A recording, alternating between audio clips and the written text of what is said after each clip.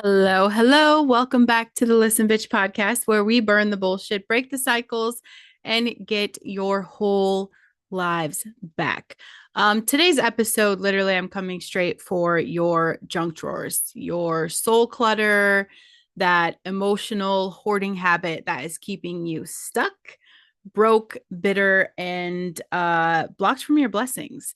You are not full of God's promises. As hard as you have tried, you are not. You are full of old pain, fake friendships, and literally a bunch of shit that you should have buried a long time ago. And I'm talking about that spiritual, emotional, and energetic cost of holding on to what's dead and done. Okay.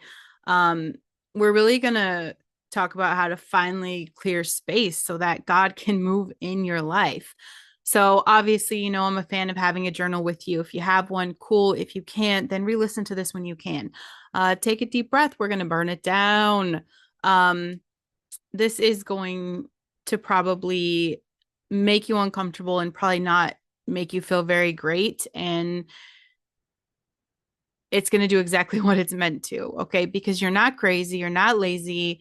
Like you're just still full of that stuff that God never told you to carry. So I want today to be a day that you drop the weight and you clear the clutter and you make room for God in your life. You have to go get what's yours. Okay. You don't need to be more. You need to be free. And this is a painful transition. Okay. And if it doesn't hurt, you're not doing it right. Um, you have been carrying old pain, dead friendships. You've got, if you're like me, you've got 127 unfinished journal entries. And when you have brought this much clutter in your life, no wonder you cannot hear God clearly, let alone manifest anything, because there is absolutely no room. This episode is really, I guess, my main focus today is to talk about your emotional hoarding. Okay, that's the unprocessed grief, recycled pain, mental clutter. This is blocking your clarity. This is blocking your next level. Every divine download that you have been begging for, God is speaking, but your inbox is full. So it's time to delete. I couldn't figure out, no matter how hard I've tried, how much I focused, how intent I was on really listening to him. My relationship with him has grown in the past year and a half with just studying his word. And I felt like something was still just in the way, and it was me and all the shit I was holding on to. All of it. There's no room. So, we're going to talk about how your physical and emotional clutter are literally connected to God. I want to address your inability to let go. This is going to be tied to trust, and there is an energetic cost of holding on to what should have been buried.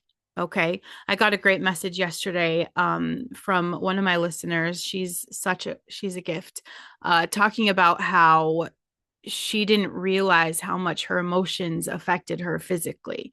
And going through the process of these episodes this week, she's moving in a way she couldn't. And that's what we're going to talk about, how to clear space so God can move and you're free. Like, you want to know why your manifestations are blocked, why you're stuck in confusion. I keep preaching clarity.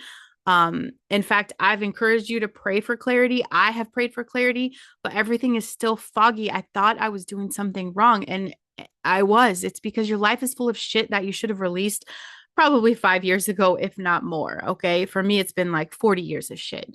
But your physical and emotional clutter are absolutely tied to your relationship with Christ. It is a spiritual connection.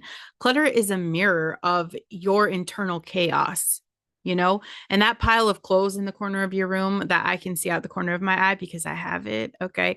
That junk drawer that you haven't opened, it's not just stuff. It is literally like an altar to avoidance. You haven't dealt with it because you haven't dealt with yourself. Every item that you're keeping just in case is tied to a moment that you didn't trust God to provide again. And this one is hard for me. This is hard for me because I grew up with a lack mindset. I've been living with a lack mindset. So it was always just like, just in case, order two of something just in case I don't have the money for it later, right? That's all just proof of where we didn't trust God. Every random half filled notebook, that's a record of your emotional false starts. I am embarrassed. I have an entire, you guys, I hate that I know my husband listens to this podcast. Okay. I just really, because then it kind of makes me second guess how honest I should be here. I literally have a huge tote downstairs full of half filled notebooks, all the false starts I've had in the past 10 years.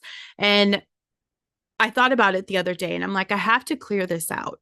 I feel like I have to clear it out to start fresh. And I had an emotional release with it. Like I forgive myself. I know why it's there, right? I've got this neurospicy brain that wasn't able to flourish. I couldn't work with it, you guys. And that is what I've learned to do. I'm learning to work with my brain in a way that can highlight my strengths. Instead of it being a disadvantage, I'm trying to use it to my advantage. Okay. And so this emotional clutter was just making my neurospicy brain work overtime when it wasn't necessary. Right. So I stopped myself from getting rid of that box because I honor that part of me. That is me not giving up. That tote, okay? And I'm not saying keep everything. I'm saying get rid of everything. That one thing for me, keeping that tote is just like a bitch you never gave up. I've been swimming upstream with rocks on my ankles this whole time and I did not give up, okay? That's it. It is a record of your emotional false starts, everything that you've started. You're not messy. You're just literally like emotionally constipated. Clutter is not laziness. This is energy stuck in your body without a place to go. And what you're not releasing, you just keep reliving. Spiritually, you can't receive when your hands and heart are full of junk. That old betrayal that you feel is still there. The heartbreak that you said you got over, it shows up in all of your patterns. And your brain is trying to organize your future while your spirit is hoarding trauma like it's just sentimental. And this is the thing, God is not going to shout over your mess. He is a God of order. He's a God of alignment, alignment, alignment. You're asking him for direction, but you haven't cleared the table for instruction. And that emotional hoarding is making you unavailable. Like divine guidance, if you want to hear the word of God, it's like a Bluetooth. And if there's too much interference, which our interference in this case is going to be that overthinking, it's the past pain, it's the fear of letting go, you can't connect. God speaks in stillness. He speaks to obedience, not the whirlwind of maybe I'll get to that later, not the loop of mess that we have held onto. When your physical and emotional space is packed with spiritual trash, you're drowning out his voice. And that's tough to do when he's not shouting. It's a whisper. We want to hear that. You can't hear a yes from heaven if you're still replaying that no from 2016. Your physical environment is a manifestation of your belief system. If your house says I don't matter, if your closet says I'm hanging on to who I used to be, if your phone notes say I never finish anything, then guess what your energy is communicating? To God and to your subconscious. It's saying, I'm not ready. I don't believe I can let go. I don't trust that more will come. And that's why nothing is coming. Clutter is lowering your frequency. We are energy. Energy never dies. That is the one thing that is forever. And we are energy. Everything is energy. Everything is energy. So when you walk into a space and feel the heaviness, that's not imagination, that is resonance. Your body feels the stuckness. And when your nervous system is overwhelmed, your mind cannot dream. You go into survival, you shut down your vision, and you self-sabotage. You guys, I'm coming out of my hardest loop of self-sabotage, okay? The healing that I'm going through, the stuff that I'm bringing to you, this is me putting in the fucking work for the first time in my life of just being honest with myself. And the hardest part about the self-sabotage was absolutely that intense awareness. I knew exactly what the fuck I was doing, and I felt like I was in a prison because I couldn't stop it. I wasn't being lazy. My system was literally being suffocated. What are we going to do about it? You have to purge like your life depends on it. Before I started this week's, I knew I was planning for this week. I knew we have the burn it down month of June. And, my AI bestie is like, bitch, you really have to plan out. You need the structure. I am not someone who has ever gone for structure. I just don't do it. I feel it is that demand avoidance I have. Okay. And if you want to put labels on stuff, you can go ahead and say that to yourself. I just know I'm neurospicy. Okay. I'm neurospicy and I felt like the structure was a prison. Okay. I came in my office and it was a disaster. It's always a disaster because I feel like at any given time, there's 3 or 4 or 5 of us in here while I'm doing my work and my laundry ends up coming. It just ends up being kind of a catch all for my life. Okay. For everybody's life, really. Homeschool stuff, my kids' gaming stuff. Like it's just a lot. Okay. I came in here and knowing that I had this structure. I mean, I usually, you guys, every single day I would sit here and be like, what should I do a podcast about? What should I do a podcast about? When it's all been right there, all right there. And so I structured this. I literally know this entire month's title of every podcast. I've planned it out and it's in alignment with exactly what I'm going through. My brain, I know, squirrel brain, I had it planned and I was like, okay, this feels heavy. So I had to really do a checklist of like, why does this feel heavy? Why is this feeling so heavy to me? Why do I feel like I'm suffocating when I think about the structure? Is it the structure? No, it was my environment. I took 2 bags of trash out of my office, stuff that I was holding on to, stuff that I was I purged a lot of things. Even stuff with my kids with their homeschool, I don't need to hold on to that stuff. They are who they are. They're becoming who they're going to be, and they're not going to want that junk drawer when they get older, right? So I 2 huge trash bags of stuff that I had to get rid of. And it freed me to where I could come in here, I could create. I had to make the space something I could move in without automatically responding, my nervous system responding to all of the junk. Okay. So, what I'm telling you, you have to purge like your life depends on it because energetically it really does. So, you got to clean out the drawer. You have to delete the toxic texts. You have to burn the journal. If you have to burn the journal, burn the journal. And I still have my journal that I'm working on. All of these things that I'm giving you guys, all of these questions, if you're in my emails, you get the PDFs, all of that stuff is stuff that I've been processing and going through. And it's all in this journal. And I know at the end of this month, on the last day of this month, I'm gonna light this bitch on fire. And I can't wait. Like I already feel like I can say goodbye. Everything I write, I know it's gonna be burnt because everything you release is a message to God that you're ready for what's next. I can release the things, I can clear things out. I'm rebranding my page, and I know that people that are in my space now aren't going to like it. But guess what? I'm telling God, I trust you to fill the space with who needs to be in it. I'm done being loyal to my pain.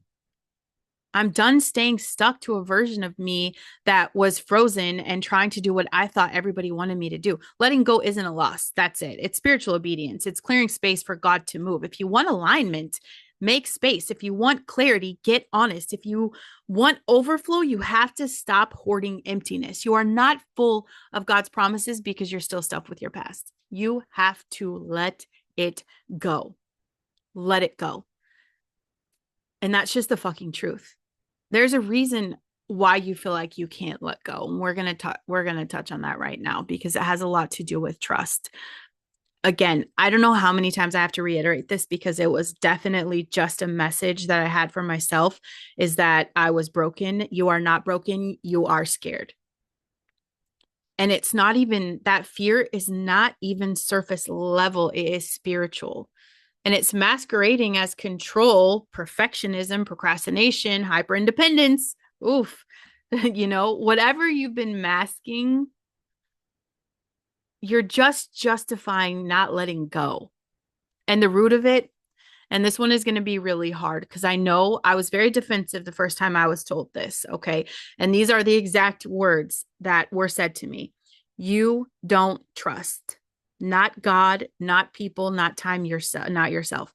And the truth hurt because I was like, I've given all my trust to God. Like I have finally laid it all out. I get that I can't move without him.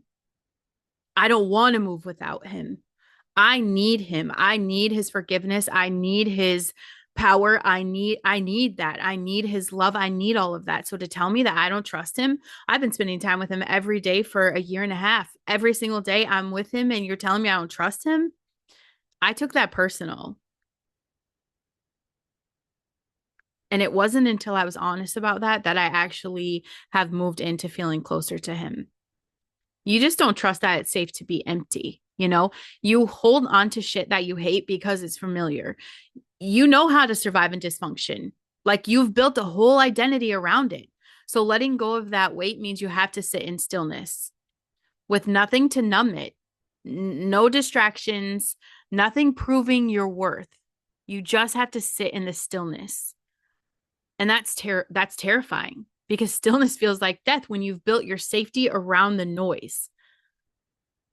And the truth is, you'd rather carry that pain than sit with possibility. And that's frustrating. That honesty is just like, oh my God, the clarity that comes with it. You just are not trusting that something better will come. You haven't let go of shit in your past, the things that you've outgrown, the people that you've outgrown, the company that you've outgrown. You're still hanging on to everything. You're not letting go of the version of you that barely survived because you're convinced deep down, like, what if this is as good as it gets? So you're clinging, some of you, to your toxic ex. You're clinging to the 5-year plan that's been dead for 2 years. You're clinging to the business model that's bleeding you dry. You're clinging to the identity that you created, thinking that it was going to be safe for you. You let go and nothing better shows up. What then? You'll have to face what you're afraid of. And I know what that is. You feel like you're going to be disappointed by God again. Instead, you're hoarding scraps. Scraps don't disappoint you. You already know the taste of disappointment. Let's just hold on to the bullshit. Maybe God doesn't do scraps. You just haven't made room for the feast that he has prepared for you. You don't trust yourself to handle the unknown. And let's be honest, letting go means releasing control. And you've survived by micromanaging everything, your image, your responses, your energy, your plans. You don't trust that you'll know what to do if things change. If you actually leave that relationship, if you actually quit that job, if you actually let go of the idea of who you were, if you actually become the version of yourself who doesn't settle, so you hold tight. And then you're calling it wisdom. You call it just being realistic, but it's not. It's fear, just wearing a fancy mask. We're still performing for our healing. And trust is saying, I don't know what's going to happen, but I know I'll be okay. You don't need to know how. You need to know who's got you and who you're choosing to be. That's it. Very, very fucking simple. You need to know who's got you and who you're choosing to be. You're not trusting that you deserve more. You say you want overflow. You're praying for love and wealth and health and clarity. You're praying for that, but your nervous system is still stuck on that shame, still running a script that says, this is all I get. I don't get more. So you hold on to broken things like they're your birthright.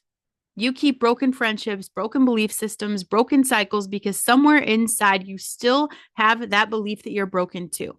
You haven't fully accepted the fact that God doesn't bless you because you're perfect. He blesses you because you're his. And your unwillingness to receive, that's not humanity. That's unhealed trauma parading as spiritual maturity. It's bullshit. You don't trust that God will show up. Tell the truth. You've asked before. You've believed before. You've let go before, and it felt like nothing happened. So you're absolutely gun shy. And you're waiting on God. But really, you're just protecting yourself from hoping again. You keep one foot in Egypt just in case the promised land doesn't pan out. But you walk into the future dragging the grave clothes of the past. God can't fill what you won't empty. And maybe it's not that he didn't show up. Maybe it's just that you refuse to create space for him to move. And now you're at the level of maturity and emotional responsibility that you can see that. So what now? Letting go is a trust fall into the unknown. That's it. Your eyes open, your soul exposed. It's not a one-time decision. It is a practice. It's a faith muscle. It's a firewalk. And yes, it's fucking terrifying. But the alternative is worse. Dying slowly in a life that no longer fits. So I want you to ask yourself, am I holding this because it's holy or because I'm afraid to be without it? Am I staying because I'm aligned or because I don't trust that something better will rise when I release? Letting go is an act of spiritual warfare. This is a declaration that your past doesn't get to be your God anymore. And if you're still scared, that's okay. Do it with shaking hands. Do it anyway. That's what trust is. That energetic cost of holding on to what should have been buried, you have to name it. You're exhausted, but it's not from doing too much. You're exhausted from carrying the things that were supposed to be buried, the things that are rotting in your spirit, but living in your thoughts, that heartbreak, that betrayal, that shame-filled version of you from 5 years ago, or that shame-filled version of you 5 months ago. That dream that already died, but you keep trying to resurrect it, that is not nostalgia. That's emotional necromancy, okay? And there's a truth that no one says plainly. Every single thing you hold on to that you're supposed to bury is draining your life force. Your joy, your clarity, your creativity, your libido, your purpose gone, not because you're broken, but because your energy is being bled out by 1,000 invisible cords tied to the past. You're trying to run a marathon while dragging corpses behind you. Your nervous system is on high alert 24/7. When you don't grieve and release the past, it doesn't disappear. It lodges in your body, and your brain might say, I'm over it, but your nervous system is still screaming that we're not safe. So you snap at people for no reason. Me to my babies. Even this week, I've caught myself snapping at the babies. For what reason? Like, we're just here. It's fine. Life is not that serious.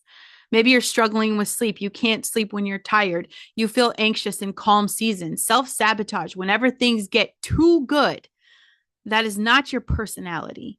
That is not who you are. It does not define you. That's unprocessed pain hijacking your system. Your body is a battlefield for a war that you're still pretending is over. So you're blocking that creative flow. You're blocking the spiritual downloads. Energy moves always, and spirit is flowing always. But when your emotional body is cluttered with that grief and that rage and that bitterness and that regret and that shame, that's where the constipation comes in. Energetically, you're stuck. So you sit down to create, nothing comes. You pray, but you're hearing silence. You journal, but it feels numb. You launch things, they land flat. Why?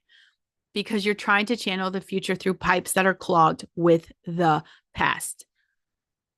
God is trying to give you new instruction. Every single day, he wants that opportunity to show you what's new, what's love, what's good, what's real. But you're too busy replaying the old trauma on the loop. And you're attracting people and patterns that mirror what you refuse to release. You ever notice how the same toxic pattern keeps showing up with different faces? Like the same arguments, the same letdowns, the same sabotages. That is not coincidence. That is energetic matching. If you haven't buried abandonment, you're going to keep attracting people who leave. If you haven't buried shame, you're going to draw in situations that will humiliate you. If you have not buried the belief that you're too much or not enough, you'll chase people who will confirm it. Until you break that energetic agreement, you're repeating the contract. And sometimes life will break you on purpose just to get you to let go. Your confidence is taking hit after hit. When you hold on to what no longer belongs in your life, whether we're talking about a person, a story, or an outdated identity, you question your ability to make decisions. I've been there. I'm like, man, should I launch this? I see a really great opportunity and I can't even trust myself to decide anything. I've told myself, maybe I can't trust myself. Maybe I'm just dramatic. Maybe this is all I deserve. Instead of stepping forward, I'm shrinking, procrastinating. I downplay my power. I self-edit. And the worst part of all of this is I would stop dreaming. That's what you're doing. You stop dreaming, not because you don't believe in God, but because you don't believe he'd bless you. We know he's there, but do you really think he's there for you? You're paying in physical symptoms. That's where it gets real. Spiritual and emotional weight has those physical consequences. Migraines from mental overload, back and shoulder pain from carrying emotional burdens, gut issues from repressed anger and anxiety. You're not sleeping because of unresolved, grief or guilt. Chronic fatigue because your body is tired of surviving. You're living in defense mode and your body is trying to get your attention the only way it knows how. It's not just stress. This is spiritual stagnation made flesh. What needs to be buried? I'm not talking about what needs to be forgotten or bypassed or rewritten. Okay. What needs to be buried with reverence, with ritual, with finality? That version of you that only knew survival, she can rest now. That story you told to make sense of the pain, it served its purpose. You justified what happened. Now let it go. That betrayal that shaped your walls, it is not worth your freedom. You can't be resurrected while you're still clinging to the corpses, and the cost of holding on is your life. It is the joy you haven't felt lately, the presence you keep trying to pray your way into, the clarity that you're desperate for, the relationship that never fully lands, the money that always seems to slip through. All of it is blocked because you're emotionally overcapacitated and energetically unavailable for new life. The realest thing I can say to you right now is that if God's been silent, if your dreams, your manifestations, the things you're trying to pray for aren't working, if you're feeling stuck or foggy or flat or numb, it is not punishment. I want you to see this as an invitation to bury the dead and rise. Bury the dead and rise. Clear space so God can move, because he's not going to fight for a room in a house that's full of idols, distractions, emotional debris. You have to get brutally honest about what is taking up space. And before you can clear anything, you have to face the fact that you're not empty. You are full as hell. That is real. But you're full of hell. You're full of shit that you don't need. You're full of those half-finished coping mechanisms, cycles, loops, conversations you should have ended, regrets that you replay in your head every night, mental to-do lists based on proving that you're enough, emotional contracts with people who don't even pray for you. God doesn't have room to move because you haven't made room for him. You keep saying, Lord, show me what to do, but your spirit's cluttered with noise he didn't send. That's your call out. What are you giving more space to than God? Is it your past? Is it your pride? Is it your timeline, your trauma? Start there. That's the altar that you need to burn. You have to clean up your physical environment because it reflects on your inner one. This isn't about being a minimalist, okay? Absolutely not. I mean, I have a big family, okay? Minimalist is not going to fit into my ideal lifestyle, okay? This is about energetic alignment. Your home, your desk, your car, all mirrors. And if every space you walk into feels heavy, chaotic, or uninspired, you're not lazy. This is showing that you're out of spiritual alignment. So honestly, just start small. Clean the corner that you've been avoiding. Take out the trash with intention. Throw away expired makeup and vitamins, like you're breaking up with the version of you that bought them to feel better. Burn the old letters and notes of reminders of what you used to be. Don't ask God for new while living inside an altar to your past. Cleaning your space is a prophetic act. It says, I believe something better is coming. You kind of have to go through a fast from the noise because God whispers. He's not shouting. He's not screaming over Spotify. He's not yelling over Instagram reels, binge eating, trauma TikToks, or your ex's energy that still lingers. Like, if you want to hear from him, you have to turn down the volume on everything else. So try it. Try a 3-day fast from noise. I'm saying no music, no Netflix, no scrolling, all of that. When you're reaching for that stimulation, I want you to pause and ask yourself instead, what am I avoiding right now? Sit in silence. And yes, this is going to be absolutely uncomfortable. Let it detox you. You won't hear a new instruction until you become someone who is interruptible. And God rarely sends blueprints to people who are already too busy trying to be their own architects. Okay. He's not forcing his way into your life. He's not forcing his plan on you. You have to empty out emotionally. Stop hoarding what should have been processed.